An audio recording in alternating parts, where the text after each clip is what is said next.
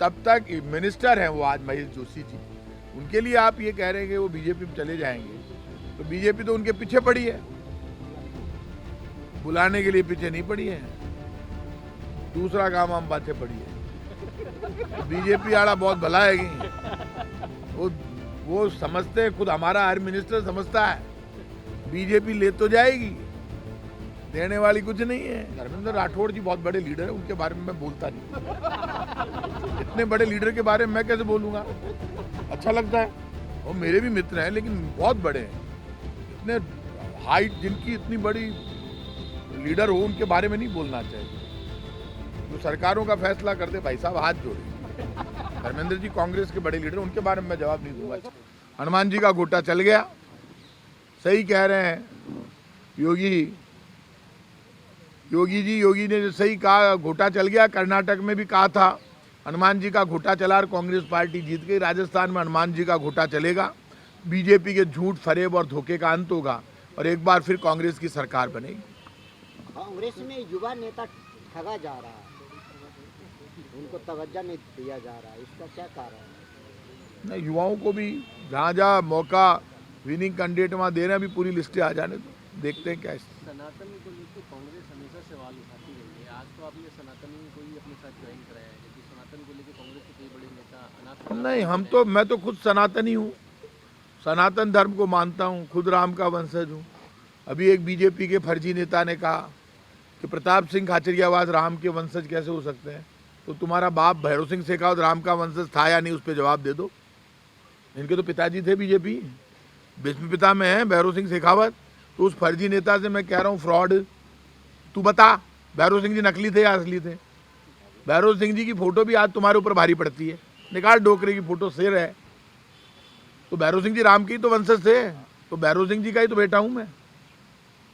मतलब इतने पापी हैं। सनातन धर्म को कांग्रेस चुनौती नहीं देती, कोई नहीं दे सकता। सनातन धर्म तो जिसकी स्थापना तोड़ना हुई है तो आदिकाल से है, जब से सृष्टि बनी। जो सबका भला सोचे, सबको प्यार और प्रेम करे, जो सबसे बराबर का अधिकार की बात करे, वो सनातनी है। तो सनातन धर्म को तो कोई चुनौती दे ही नहीं सकता। कांग्रेस हो, बीजेपी हो, सबसे बड़ा है सनातन धर्म तो। और जो लोग बोलते हैं वो पाप के रास्ते पर जाते हैं। महंगाई का मुद्दा बता रहे थे, केंद्र सरकार के ऊपर बीजेपी कह रही है राजस्थान में भी प्याज की कीमतें अचानक से बढ़ी है, उसके लिए राजस्थान सरकार जिम्मेदार है। प्याज की कीमत बढ़ने के लिए केंद्र की भाजपा सरकार जिम्मेदार है। प्याज बीजेपी पेट्रोल पी गई, डीजल पी गई। जिसने पेट्रोल और डीजल महंगा कर दिया, जिस बीजेपी ने सब जगह जिसने टैक्स लगा दिए, जीएसटी लगा दी, तो ये तो महंगे होने ही थे। प्याज हो, सब्जियां हो, टमाटर हो, सब चीज के लिए बीजेपी जिम्मेदार है। देश में महंगाई के लिए अकेली और अकेली भारतीय जनता पार्टी की नीतियां जिम्मेदार है। बीजेपी को कोई मतलब ही नहीं है, चाहे प्याज महंगा हो जाए, चाहे टमाटर महंगा हो जाए। आटे पर जो बीजेपी टैक्स लगा देती है, वो प्याज की बात कैसे कर सकती है? तो बीजेपी तो प्याज भी खा गई, आटा भी खा गई, आटे पर टैक्स ले रही है बीजेपी। तो बीजेपी वालों से तो आप महंगाई के मामले में तो दुनिया जानती है। बीजेपी आई और महंगाई आई, बीजेपी गई, महंगाई गई, ये ध्यान रखना। बाबा बालकनाथ ने कल कहा कि राजस्थान का सीएम हाउस नहीं है, फतवा हाउस है। हाँ तो अच्छा है ना, मुख्यमंत्री निवास से जो आदेश निकलता है तो बाबा बालकनाथ के पेट में क्यों दर्द होता है? 1 करोड़ लोगों को मिनिमम 1000 रुपये पेंशन मिलती है। राजस्थान में ओपीएस स्कीम लागू हो गई, फ्री दवा, फ्री इलाज होता है, 25 लाख तक का इलाज फ्री है, 100 यूनिट तक बिजली फ्री है। तो बीजेपी आ गई तब तो ये फ्री सिस्टम तो बंद करेगी सारी। तो ये योजना है बाबा बालकनाथ को, बाबा तो हैं वो, लेकिन उनको मन साफ करना पड़ेगा। बाबा वो होते हैं जो सच्चाई की आंखों से देखते हैं, वो सच की आंखों से नहीं देखते।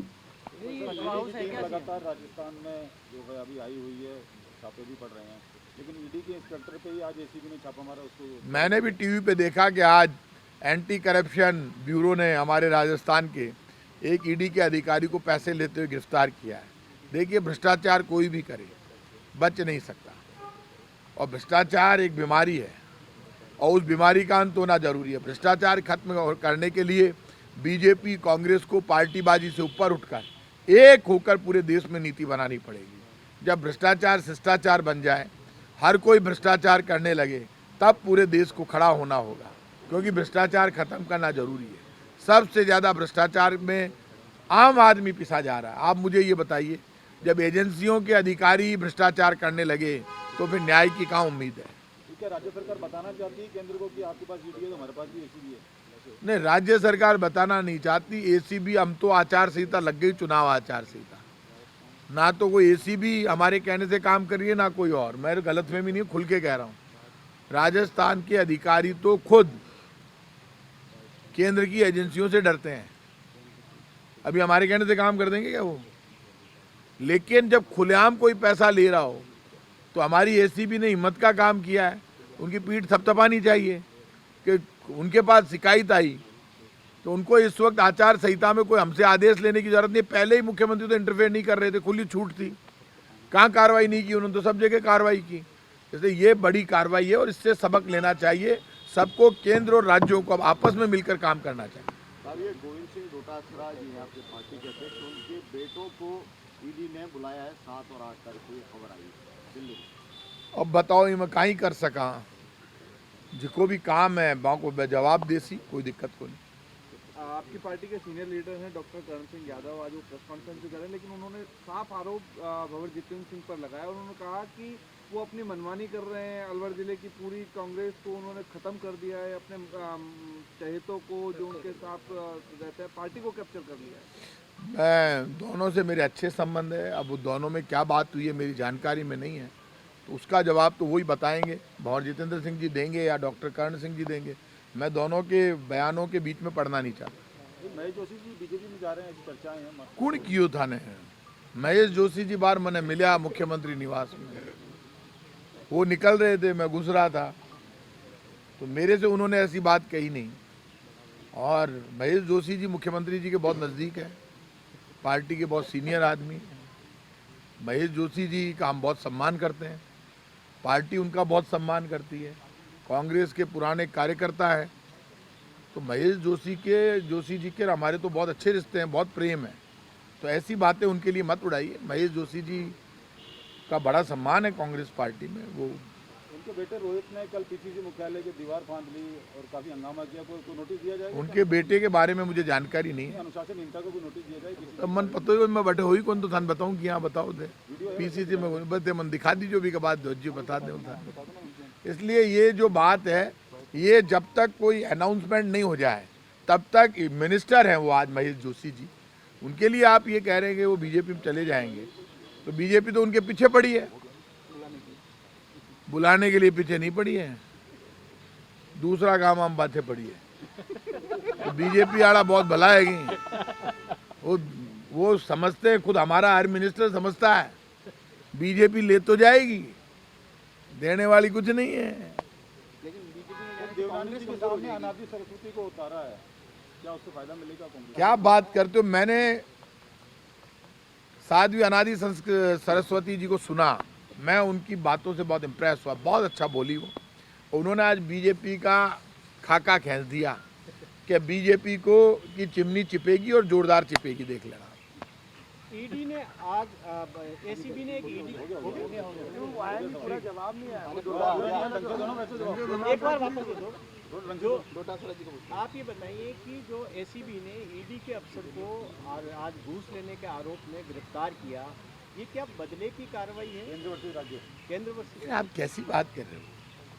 कोई आदमी घूस लेते हुए पकड़ा जाए, अब वो एसीडी का आदमी हो, ईडी का हो, पुलिस का हो, जेडीए का हो, किसी भी डिपार्टमेंट का अधिकारी हो, सबके सामने है।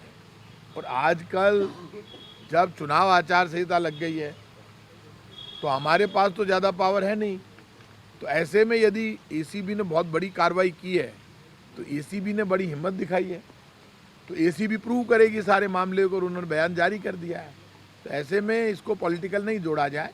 करप्शन के खिलाफ जो भी कार्रवाई होती है वो पॉलिटिकली हम सोच रहे हैं, तो ये तो सामने आ जाएगा। तो रेड हैंडेड पकड़ती है एसीबी, तो पैसों के साथ पकड़ती है।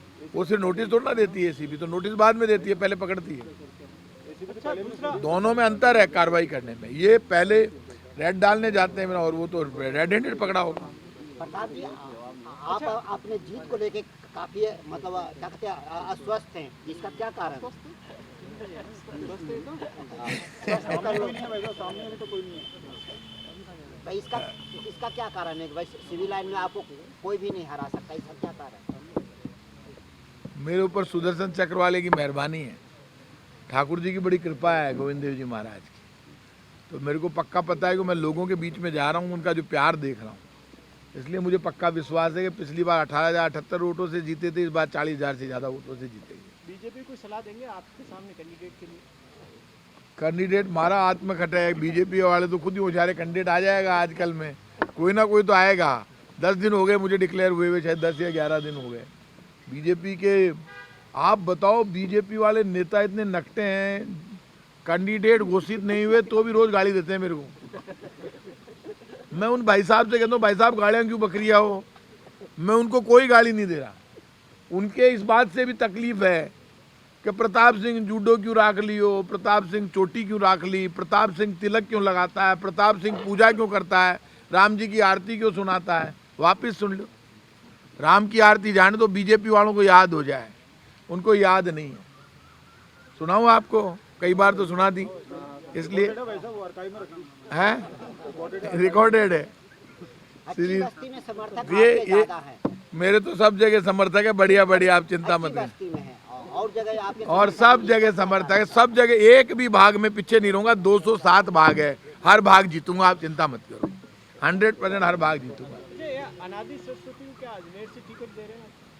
देखिए, टिकट का मन पतो को नहीं, पर आप बताओ, इतनी ग्रेट साध्वी हमारे साथ आई है तो उनको सम्मान तो पूरा मिलेगा ही पार्टी में, और पार्टी में जैसा सम्मान वो चाहती है। लेकिन ये जो साध्वी अनादि सरस्वती आई है ना, मैंने टीवी पे उनको देखा, अनादि सरस्वती नाम है, उनके चेहरे पर इतना तेज है कि बीजेपी की भट्टी ये मानकर चलना बुझ जाएगी। बुझेड़ी है अजमेर में, अजमेर में बुझ जाएगी। अजमेर में हमारे पास सीटें ही नहीं है यार, अजमेर शहर की दोनों सीट हम रेगुलर आ रहे हैं, लेकिन फिर और हेमू कालानी की पोती है, वो तो खुद ने कह रहे हैं। धर्मेंद्र राठौड़ को फिर टिकट नहीं मिलेगा, इसका मतलब? धर्मेंद्र राठौड़ जी बहुत बड़े लीडर है, उनके बारे में मैं बोलता नहीं। इतने बड़े लीडर के बारे में मैं कैसे बोलूँगा, अच्छा लगता है, वो मेरे भी मित्र हैं लेकिन बहुत बड़े हैं, इतने हाइट जिनकी इतनी बड़ी लीडर हो, उनके बारे में नहीं बोलना चाहिए। जो सरकारों का फैसला कर दे, भाई साहब हाथ जोड़े। धर्मेंद्र जी कांग्रेस के बड़े लीडर, उनके बारे में मैं जवाब नहीं दूंगा। अच्छा नहीं, खुद आई है या कोई जो कांग्रेस से संपर्क किया है? अच्छा लगता है कि यार बताओ, बार बार लाई माँ के वास्ते बोलो। अच्छा, वो 3 का फैसला कह रहे, काफी चर्चा देश भर में कि ये 3 का फैसला कब हो जाएगा? ये 3 का फैसला मेरे हाथ में नहीं है, ये बड़ा, ये हाईकमांड का मामला है। इस मामले में मुख्यमंत्री जी बता सकते हैं आपको, रंधावा साहब बता सकते हैं आपको, डोटासरा जी बता सकते हैं। तो मेरे को तो जितना मैं बता सकता हूँ उतना ही बताऊंगा, मैं सरकार का प्रवक्ता